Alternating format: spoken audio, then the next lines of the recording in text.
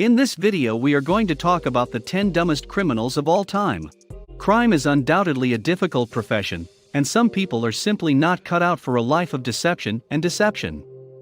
A strong moral compass prevents the majority of people from engaging in unlawful activities, while some are tempted to or forced into this lifestyle because they are simply too ignorant to carry out illegal activities successfully.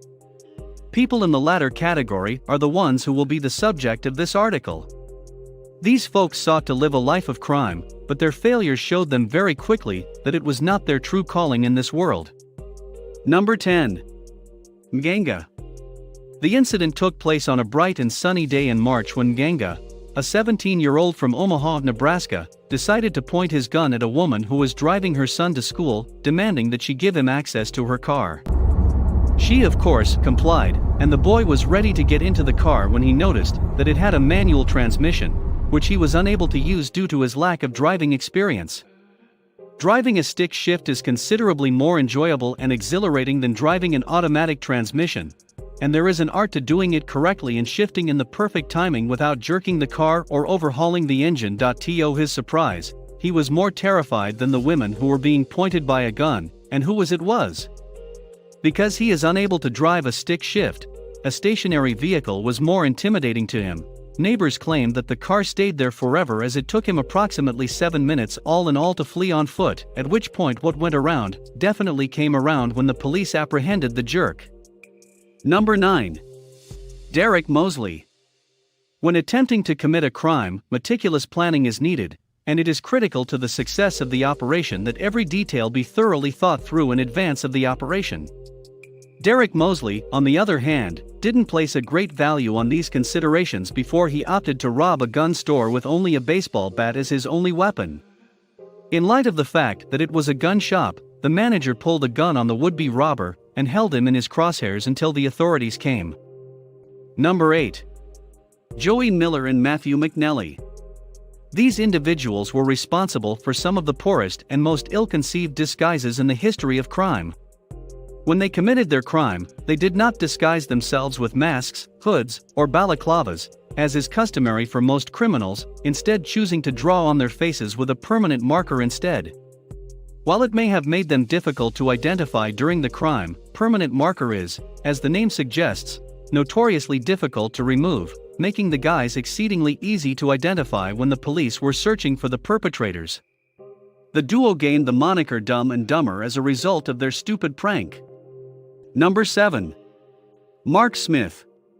Despite the fact that breaking into homes might be exhausting labor, the majority of criminals are wise enough to wait until they reach home before having arrest. Mark Smith, on the other hand, is a different story. The year was 2007. Smith, who was high on Valium and intoxicated on vodka, decided to break into a house, and because he was likely feeling the effects of the drugs and alcohol he had ingested, cuddle up in the homeowner's bed for a nap. He was roused from his sleep by the local police and sentenced to 18 months in prison. Number 6.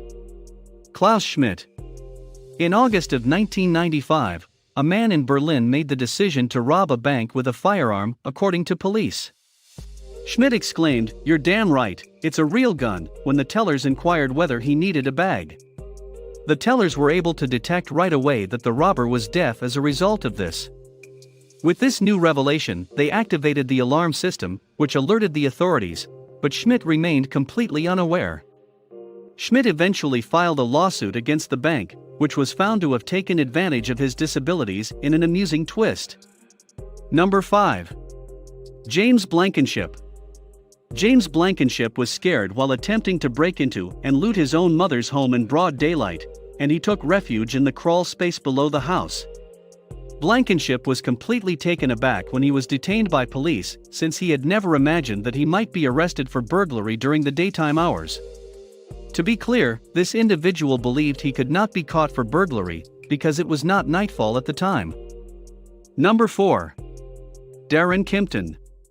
When it comes to conducting a burglary, one of the most important factors to consider is selecting the correct target. The best conceivable target is almost certainly an empty house, whereas the worst possible target is almost certainly a place full of police officers. As it happens, Darren Kimpton has decided to go with the latter option. The residence he has chosen as his target had previously been burgled earlier in the evening, and as a result, police officers were already on the scene when Kimpton attempted to break into the house. Kimpton had also attempted to rob a different property earlier in the day, but he had cut himself and fled. He did, however, leave a trail of blood at the crime scene, and as a result, he could be linked to that incident as well. Number 3. Ruben Zarate. In 2008, a young guy called Ruben Zarate, then 18 years old, attempted to rob a muffler shop in the Chicago area. Following his demand for money, he was informed that the majority of the cash was kept in a safe that could only be accessed by the manager, who wasn't scheduled to arrive until a few hours after his arrival. Zarate left his cell phone number at the store in the hopes that the manager would contact him back once he arrived, just to cause trouble for himself. Without a doubt, the business first phoned the police, and then Zarate was contacted by the police. Number 2. Albert Bailey. During the summer of 2010, Bailey and an unidentified juvenile accomplice planned a bank robbery in Fairfield, Connecticut. However, in an attempt to expedite the process of the robbery, Bailey called the bank in advance to inform them that they were on their way to loot the establishment.